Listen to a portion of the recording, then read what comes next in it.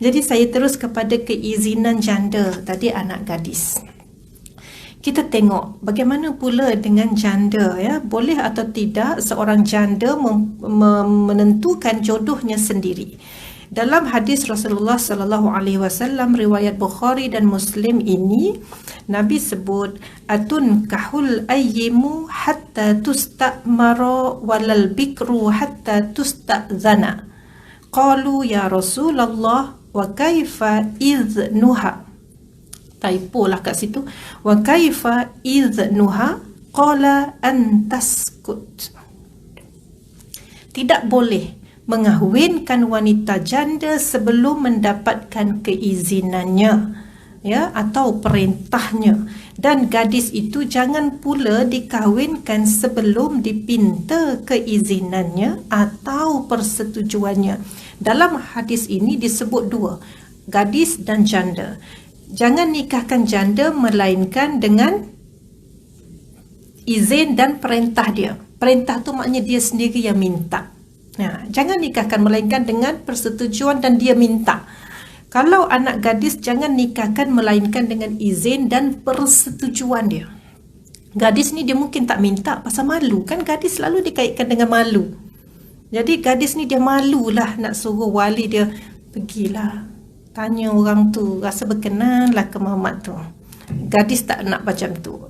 Mungkin wanita yang sudah ada pengalaman, ya, boleh berkata begitu kepada wali. Tetapi yang gadis dia malu, jadi dia tidak akan perintahkan wali dia pergi. Dia akan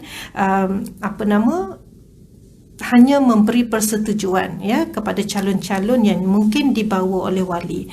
Lalu mereka bertanya Rasulullah, wahai Rasulullah, bagaimana keizinannya? Nak bagi tahu kita izin tu macam mana? Ya, jadi Nabi kata, jika dia diam, dia tak jawab apa-apa, maka itulah izinnya. As-sukut alamatur redha. Diam itu menandakan setuju. So, masa dulu akad nikah kita, siapa yang datang tanya, wali ataupun imam yang datang tanya, dia siap bawa borang sekali suruh sign, kan? Dia tanya macam mana, setuju atau tidak nak berkahwin dengan si Fulan bin si Fulan. Jawab apa? Jawab setuju. Jawab kuat ke jawab perlahan? Pakai mikrofon. Ayolah, dah mikrofon ada depan kita, kan? Jadi semua orang dengar lah. Kita jawab setuju tu. Ada jawab yang, setuju dah lama dah nak kahwin sebenarnya, kenapa baru tanya hari ni? Ada jawab macam tu. Over you.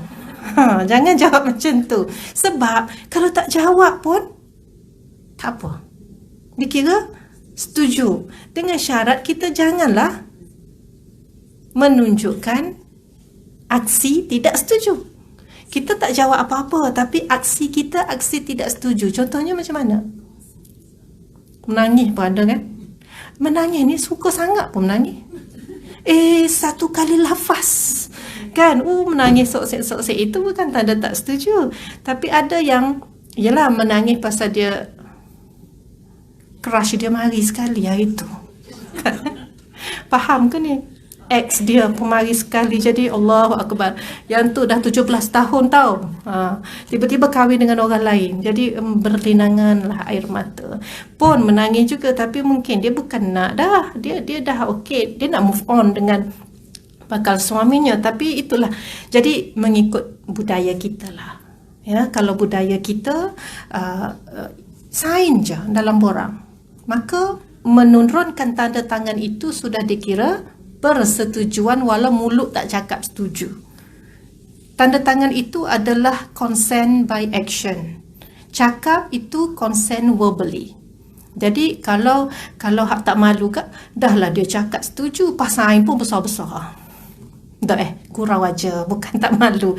Sebab ini bukan satu benda yang aib, kan, dalam masyarakat kita. Bila dah akad itu, tanda tangan. Sebab kita ni, orang masuk meminang pun sebenarnya dia dah setuju sama setuju dah.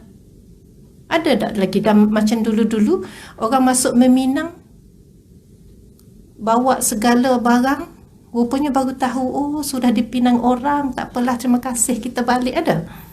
Jarang, kan? Tapi dulu-dulu memang berlakulah, tapi jarang. Jadi kebanyakannya dah setuju dah.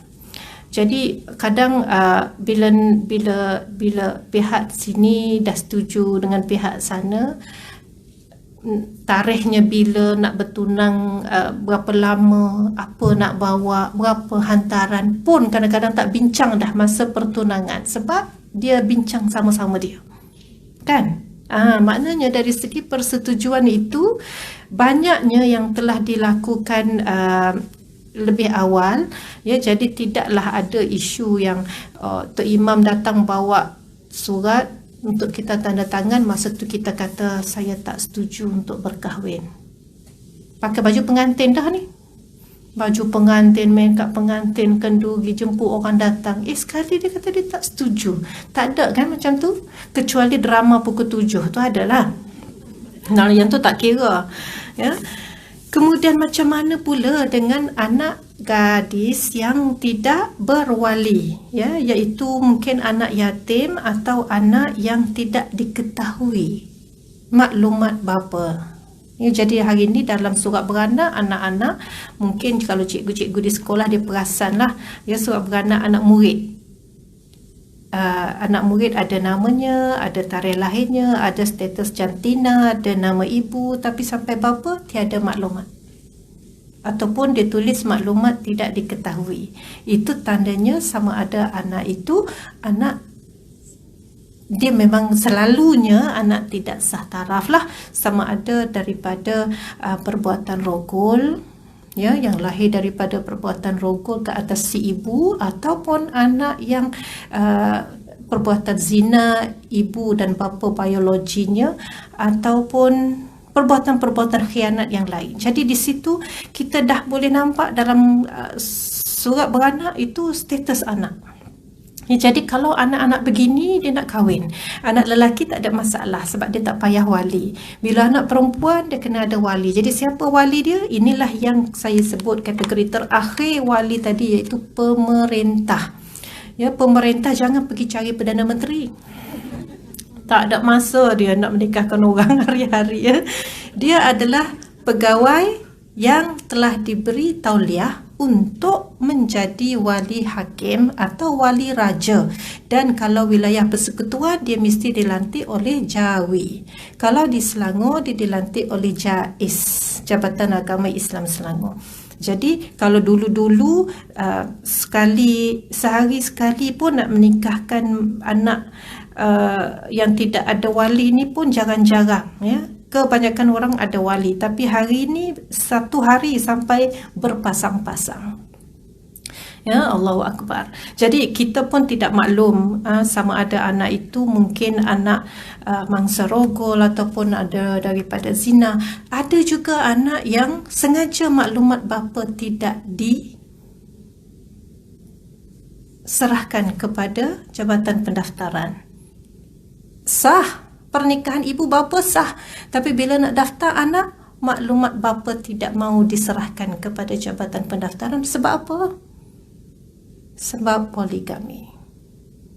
Ya, anak kepada isteri kedua atau ketiga atau keempat kerana perkahwinan poligami yang tidak didaftarkan. Jadi surat kahwin ibu ayah tak ada sebab tak daftar, kan? Kemudian ada yang memang bapa ni dia nak sorokkan identiti bapanya tu. Jadi dia tak nak dibinkan pada dia, dia tak nak memberi surat IC ataupun maklumat-maklumat bapa, semua tidak mahu diserahkan. Jadi sebab itu Jabatan Pendaftaran kena tulis maklumat bapa tidak diketahui. Jadi bila kata tak diketahui itu tidak semestinya anak mangsa rogol atau mangsa zina sahaja. Mangsa zina,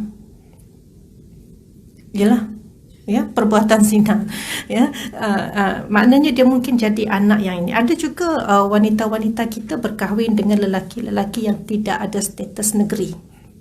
Bahasa orang putih dia sebut stateless person. Ya, tidak ada, tak tahu dia ni negeri mana, tidak ada warga negara. Jadi orang macam gini dia tak ada lah pengenalan diri. Macam mana nak bagi kepada Jabatan Pendaftaran? Jadi kadang-kadang kesian pada anak-anak ni sebab perkahwinan ibu bapa sah, tapi anak itu menjadi anak tidak sah. disebabkan maklumat bapa tadi tidak ada. Jadi kita orang perempuan kena jaga-jaga juga, kena tahu ilmu-ilmu perundangan ini, sebab akhirnya akibat dia besar kepada wanita dan anak-anak. Ya, dan banyak kes yang saya tengok keadaan ini berlaku secara tidak sengaja. Ya, dia tak daftar perkahwinan, tiba-tiba dia mengandung. Jadi bila mengandung dia kata tunggulah kita daftar lepas bersalin. Dia tidak tahu implikasi sebelum bersalin dan selepas bersalin itu besar. Ya, kalau sebelum bersalin daftar perkahwinan, anak tu nanti boleh daftar, dapat surat beranak, ada maklumat bapa, jadi anak sah taraf. Tapi kalau dia nak pergi daftar nikah selepas dia bersalin, dah anak tadi tidak mendapat status sah taraf. Ya, dan bila tak sah taraf ini macam-macam lah masalahnya. Ya, dan itulah dia beberapa perkara yang penting yang saya ingat mungkin beberapa isu yang kita bincangkan dalam fiqh munakahat ini yang saya perlu tekankan ke arah pemerkasaan wanita lah, antaranya itu.